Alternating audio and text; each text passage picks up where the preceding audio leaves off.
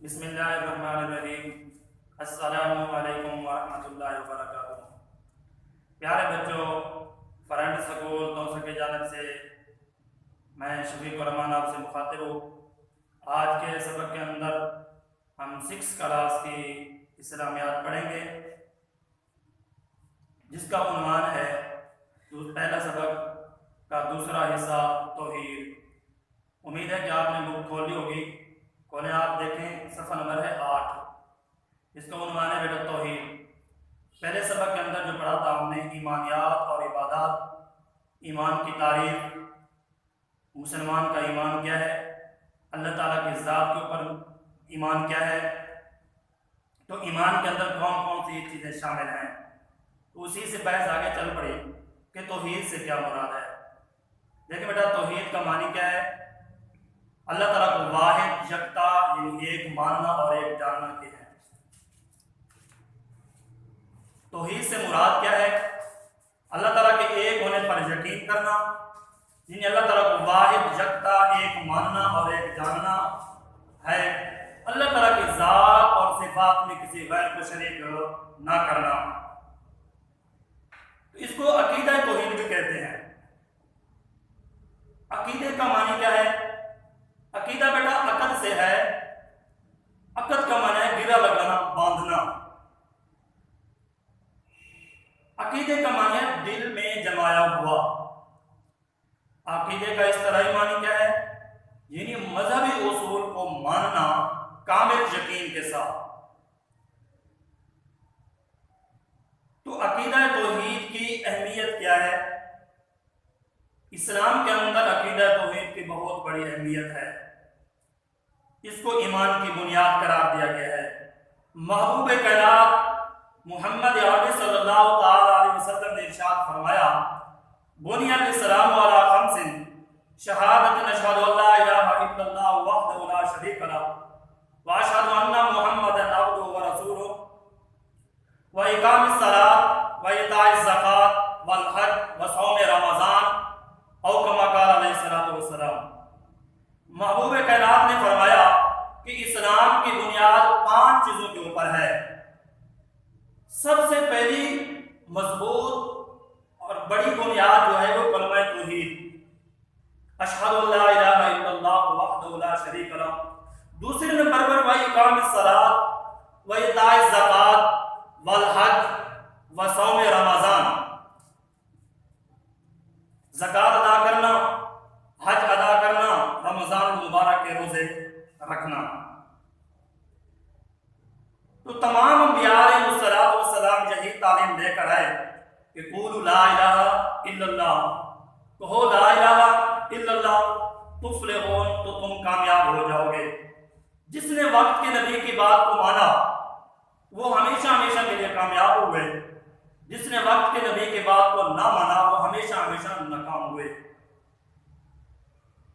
تو اس توحید کے اوپر دلیل کیا ہے؟ بیٹا دلیل کی 2 قسمیں ہیں۔ نمبر 1 دلیل نقلی، نمبر 2 دلیل عقلی۔ دلیل نقلی کہتے ہیں جو قرآن اور حدیث سے مبارک سے ثبوت ہو۔ دلیل عقلی کہتے ہیں جس کا قرآن اور حدیث سے ثبوت نہ ہو، عقل ہی اس کی طرف متوجہ ہو جائے۔ تو سب سے پہلے صاحب کتاب نے دلیل نقلی کو بیان کیا، جو نقل ہو کر آئے، یعنی قرآن اور حدیث سے۔ ویسے تو پورا کا پورا قرآن یہ توحید کی دلیل ہے، الحمد سے لے کر والناس تک۔ صاحب کتاب نے سورۃ البقرہ کی دلیل کے طور پر آیت بیان کی، وَإِلَٰهُكُمْ إِلَٰهٌ وَاحِدٌ، اور تمہارا معبود خدا واحد ہے۔ سورۃ الشعراء کی آیت لَيْسَ كَمِثْلِهِ شَيْءٌ فِي الْأَرْضِ وَلَا فِي السَّمَاءِ وَهُوَ السَّمِيعُ الْعَلِيمُ، اس جیسی کوئی چیز نہیں، نہ زمین کے اوپر نہ آسمانوں پر، وہ سمیع اور جاننے والی ذات ہے۔ جب وہ اکیلی ذات ہے تو ہم تمام मुश्किलात और मसाइल में उसी ज़ात पर भरोसा किया जाए और मदद भी उस ज़ात से तलब की जाए। जैसा कि कुरान पाक के अंदर अल्लाह तबारक व तआला ने खुद ही इरशाद फरमाया, इय्याका नअबुदु व इय्याका नस्तईन, आए हमारे परवरदिगार हम तेरी ही इबादत करते हैं और तुझ ही से मदद मांगते हैं। तो उसके अहकाम को उसकी मर्जी के मुताबिक पूरा किया जाए। जैसे कि अल्लाह तबारक व तआला ने कुरान पाक के अंदर इरशाद फरमाया, रब्बुल मशरिक़ वल मग़रिब ला इलाहा इल्ला हुवा फत्तखिज़हु वकीला, मशरिक़ और मग़रिब का वो मालिक है, ला इलाहा इल्ला हु, कोई माबूद नहीं उस अल्लाह के अलावा, फत्तखिज़हु वकीला, तो उसको अपना कारसाज बनाना चाहिए। तो कारसाज हमारा वही अल्लाह, उसके अहकाम को उस अल्लाह की मर्जी के मुताबिक पूरा किया जाए। उसकी मर्जी क्या है? महबूब अलैहिस्सलाम का तरीका, कुल इन कुंतुम तुहिब्बूनल्लाह फत्तबिऊनी युहब्बुकुमुल्लाह, अल्लाह ने खुद ही इरशाद फरमाया मेरी मर्जी क्या है, मेरी मोहब्बत, मेरी रजा क्या है, महबूब की इत्तिबा, महबूब के साथ मोहब्बत। तो ये तो थी दलील नकली। आगे साहिब किताब ने दलील अकली को भी बयान कर दिया कि अकल क्या कहती है। अगर हम कायनात के निज़ाम पर गौर करें तो सूरज हर रोज मुकर्रर वक्त पर तुलू और गुरूब होता है, सितारे अपने रास्तों पर एक दूसरे से टकराए बगैर चलते रहते हैं, चांद की मंजिलें मुकर्रर मौसम बदल कर लौट कर आते रहते हैं।